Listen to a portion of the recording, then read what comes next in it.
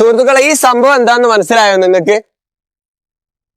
അതായത് നമ്മളെ നാട്ടിൽ ഇത്രയൊന്നും തിരക്കില്ലാത്ത ഒരു കാലഘട്ടം ഉണ്ടായിരുന്നു അല്ലെ? ഒരു 55-60 വർഷങ്ങൾക്കൊക്കെ മുമ്പ് വരെ. ആ കാലത്ത് ആളുകള് സാധനങ്ങളൊക്കെ അങ്ങോട്ടും ഇങ്ങോട്ടും ട്രാൻസ്പോർട്ടേഷൻ ചെയ്തിരുന്നു, കൊണ്ടുപോയിരുന്നൊക്കെ കാളവണ്ടിയിലും പിന്നെ ചുമടെടുത്തുമായിരുന്നു, തലയിലേറ്റിയിട്ട്.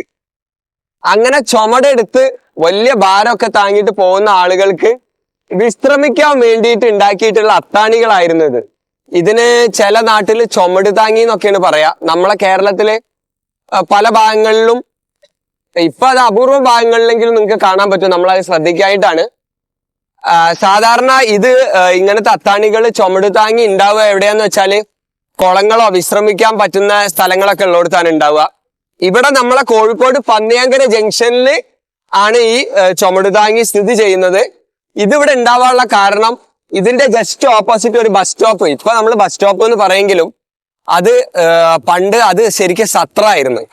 ഇങ്ങനെ ചുമട് താങ്ങി ചുമടേറ്റ് പോകുന്ന ആളുകൾക്ക് വിശ്രമിക്കാൻ പറ്റുന്ന സത്രം ഇതിന്റെ ഓപ്പോസിറ്റ് ഉണ്ടായിരുന്നു. അത് പൊളിച്ചു കളഞ്ഞ് ഇപ്പൊ അത് ബസ് സ്റ്റോപ്പ് മാറ്റി കെട്ടുകയാണ്.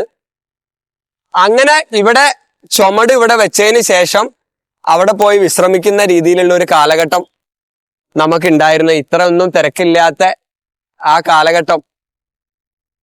നമ്മളെ ചെറിയ പ്രദേശത്ത് തന്നെ എത്ര ചരിത്രമാണ് കിടക്കുന്നത് അല്ലേ?